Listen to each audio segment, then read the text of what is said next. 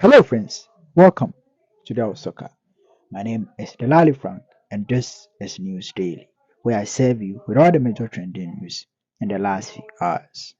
In today's edition, we're going to talk about Mohamed Kudus, who is heading to the English Premier League. The team that he's heading to, we're going to confirm that for you. We're going to talk about Afriyie Barnieh as well as Ernest Nyama. If it's your first time, please hit on the subscription button and let's build this country together. Without wasting much time, let's get straight into today's news. It has been officially confirmed that English Premier League club Brighton is set to smash their transfer fee record to sign Ghanaian midfielder Mohamed Kudus. According to reports, Brighton has agreed a deal in principle to bring the talented Black Stars player to the English Premiership for a record fee of 40 million for a record fee of 40 million euros. The potential deal, subject to finalization, is reported to be in the region of 40 million euros, which would break the club's previous record set earlier this summer when they signed Joe Pedro for under just 30 million euros. Kudus is said to be close to agreeing on personal terms with the Premier League club, a move that is driven by the Brighton's head coach Roberto De Zerbi, who views Kudus as a key target for his team. The 23-year-old has attracted significant attention from other clubs, notably Chelsea, who expressed an interest in him last month. However, Brighton seems determined to secure Kudus' services. So this season, it's obvious that Kudus is going to move from Ajax. Very obvious. But for Ajax, they've been trying to cash out on him. Chelsea showed interest in him, and then Brighton also showed interest in the player. Personally, but first of all, let's talk about the news. So the news is that Brighton has agreed terms with Kudus. So in transfer, there's club to club terms and then player to player terms. So both clubs have agreed on terms. What is left now is Kudus also agreeing on personal terms with Brighton. It is also reported and believed that Kudus has an interest, or perhaps Chelsea's deal for the player is a bit better, but Chelsea have also not dealt with Ajax yet.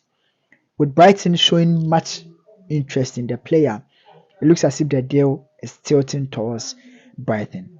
Personally, as a Chelsea fan, I would love to see Kudus play for Chelsea. Obviously, yes.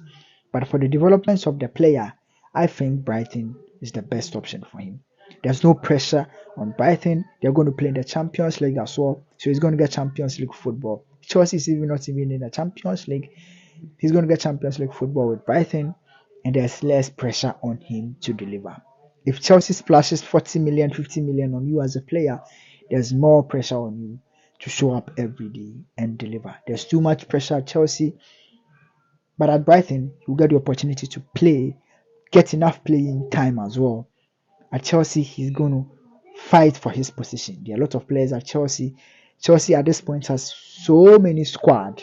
Like the squad is bloated that they are cutting a lot of players out. As a result of that, Kudus, I believe, will fight for a playing time at Chelsea. But for Brighton, he walks into the starting 11 straight away and gets a lot of playing time with no stress. I engaged in a banter on someone on Twitter. The person believes that Kudus is, as he speaks already, he needs to make the big move.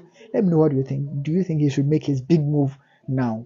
I feel he's not at his peak yet. He can play for 2 seasons when he's 25 years old. He can move into any of the top level clubs. But for now, I think Brighton is a good move for him.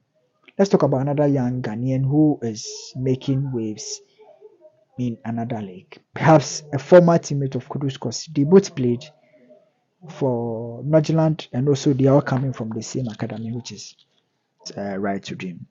So FC Nordjylland's rising star Ernest Nyama has captured the spotlight with an impressive performance, securing a well-deserved spot in the Danish Superliga Team of the Month for July.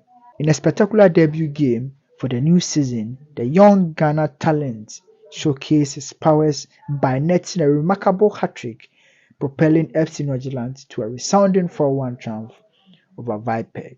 So, as I said, Nyama also has been nominated for Player of the Month in July. Both players are exceptional.